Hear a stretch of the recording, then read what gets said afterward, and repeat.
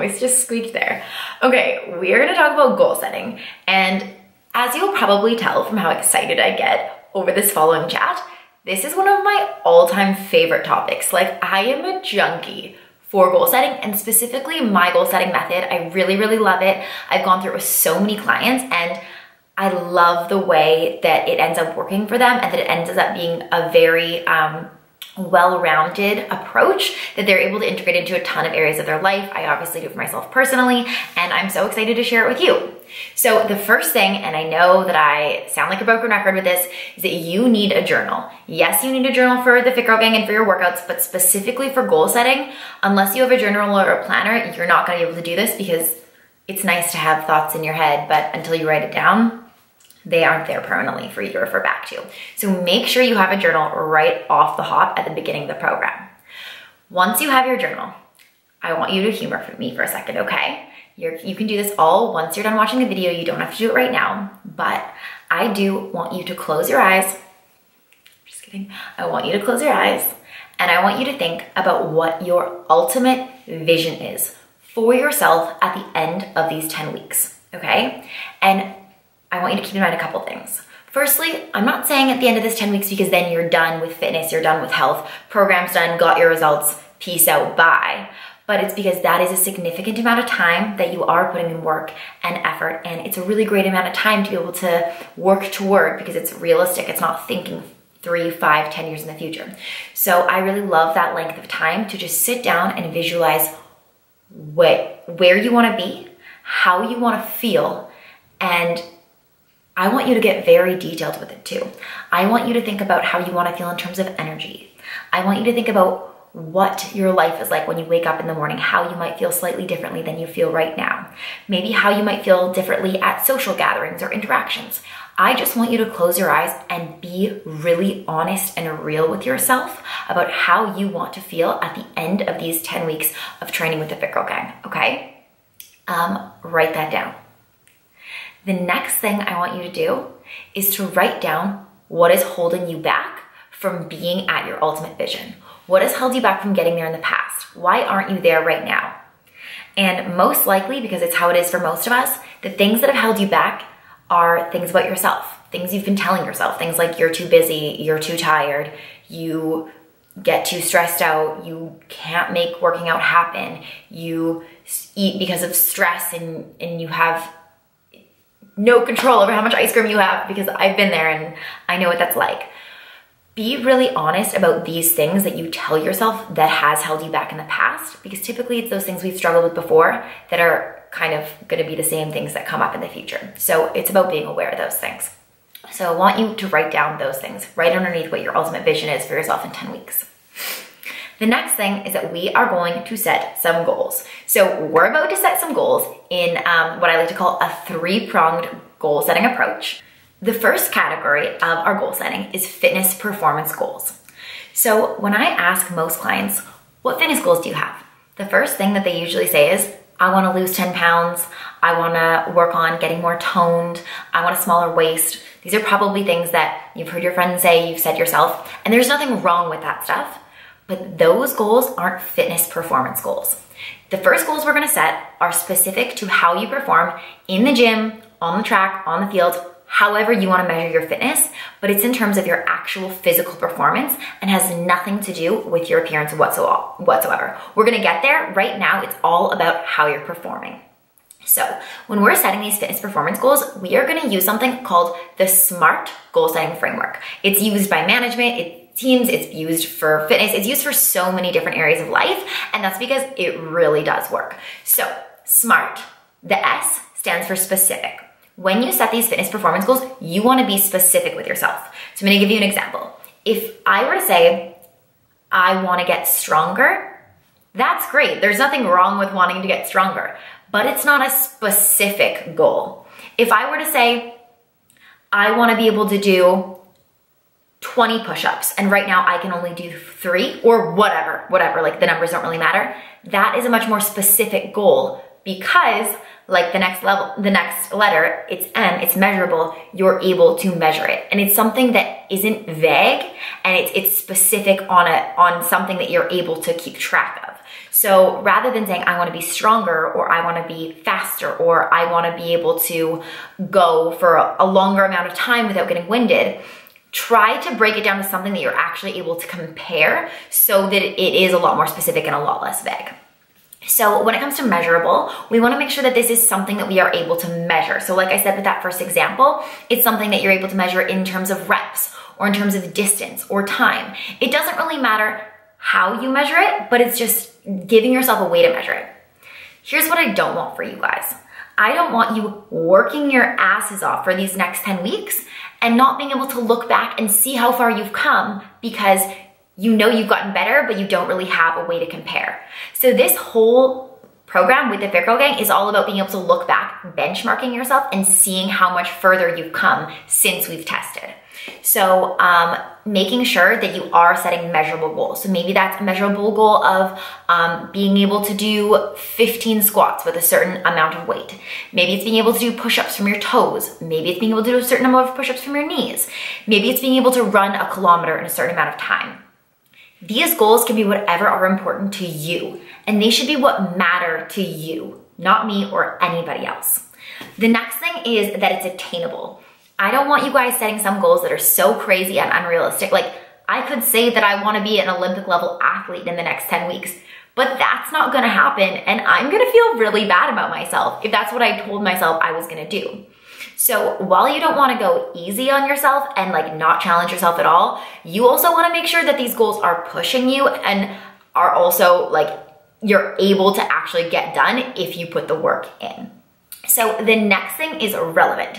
You want to make sure that the goals you're setting for yourself, and you can set 1 goal for fitness, you can set 3 goals, you can set 5, whatever they are, you want to make sure that they are relevant to the work that you are putting in. And so what I mean is make sure these goals have to do with fitness. Make sure they have to do with something that we are working on right now. Do you know what I mean? You probably can't say, I want to be a better, what's a good example? A better athlete at some sport that you've never played before and are only going to test when you go see if you've gotten better at it. Do you know what I mean? Make sure it's something relevant that you're practicing frequently, because or else you're not going to be able to progress towards something that you're not working on. The final thing is timely. We know that these goals are timely because timely means you're giving yourself a time frame, and the time frame that we're giving ourselves is 10 weeks. So that's the timely for you. It's pretty much done. So I want you to write out your fitness performance goals, and that's the first category that we're setting goals for. The second category I like to call health, life, and well-being goals. I know that sounds super broad and generic. You can call it whatever you want, but it's really just setting goals that are about bettering you as a person and making you feel more connected to yourself. I'm going to give you some examples because this can fall into a very wide range of categories. I'd like to just say that this goal doesn't need to be like fall into the SMART framework. It can really just be something that matters a lot to you. This can have to do with your mental health. It can be making a commitment to yourself to take some time to focus on self-love and body positivity every day. It can be making yourself a goal of getting more sleep every night. Maybe you're getting 6 hours right now and you want to set a goal of getting 7. There is no limit on what this goal can be. It's just about bettering you and making you feel as though you are working toward the person, like being closer to the person that you know you have the ability to be, and making you feel more fulfilled and whole. And maybe that means taking a little bit of time for yourself. Maybe you right now are giving all of your time to your partner or your kids or your work, and you aren't putting any time aside just for you. Maybe it can be that. It can be committing 10 minutes extra a day to just doing whatever you need for yourself that day. There's no limit on what these goals can be, but set 2 or 3 or whatever you want in terms of life and well-being goals. The final category is what everybody usually thinks of when I say we're gonna set some fitness goals, which are body composition goals. There's nothing wrong with setting body composition goals at all. I just don't like it to be the only focus, because when we make how we look the only thing that matters, that takes away from everything else that we're doing, and it makes it so focused on image, and it takes away from the strength we're gaining and the knowledge we're gaining, that I don't like that to be the primary focus. So of course we all have body composition goals, and there's nothing wrong with that. I just love this goal setting framework, how we're gonna do it, because it reminds us that that's just part of it. That's just part of the whole. And maybe that's the part that matters to you the most right now, and that's fine. But what you're gonna learn along this journey is that there's other things that you get out of it, that you get out of getting stronger and getting better at like sticking to a routine and getting healthier, that are more than just the way that you look. So when it comes to body composition goals, there's no specific kind of goal you have to set. If to you, you're someone that likes to weigh yourself and you want to weigh yourself on a scale and you have a certain number that you're working toward, you are allowed to do that. I really, really do caution you, and I caution all my clients not to ever get too obsessed with a scale, because like we're gonna talk about in future videos, when it comes to body composition, you are so much more than just a number. And I don't mean like you're better than a number, even though you are. I mean, we have our fat weighs a certain amount, our lean muscle tissue weighs a certain amount, and that can really skew what we think the scale should be, because you might be getting leaner and leaner and losing body fat, but the scale might be staying the same. So if you are using the scale to track your progress and you have a certain number that you want to reach, by all means, that's fine. Just know that that's not necessarily going to show the whole picture. Other things when it comes to body composition goals, my personal favorite is taking photos. I think taking photos is a really great visual representation of the changes that are going on. The scale might not be changing, but you might see drastic differences in these photos. And at the end of the day, I think that's what we care about more, right? So when you are taking progress photos, I highly, highly recommend to take them in the morning, always in the morning, in the same outfit, in the same mirror, in the same lighting. So that way all the variables are the same and you're really gonna notice the changes that are taking place. I would recommend not taking these photos closer than a week apart, because realistically, not that much is gonna happen that you're gonna see in a photo within a week. And also be gentle with yourself with this.